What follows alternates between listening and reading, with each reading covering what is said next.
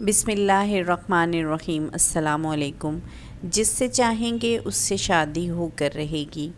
सूरह आल इमरान की पहली 3 आयत को रोज़ाना 319 बार पढ़ें और अव्वल व आखिर एक बार दरूद इब्राहिमी पढ़ें। ये अमल लगातार 21 दिन तक करें।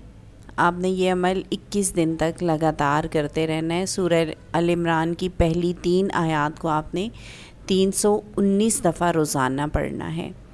इस अमल के लिए कोई एक वक्त मखसूस कर लें और रोज़ाना उसी वक्त ये अमल करें।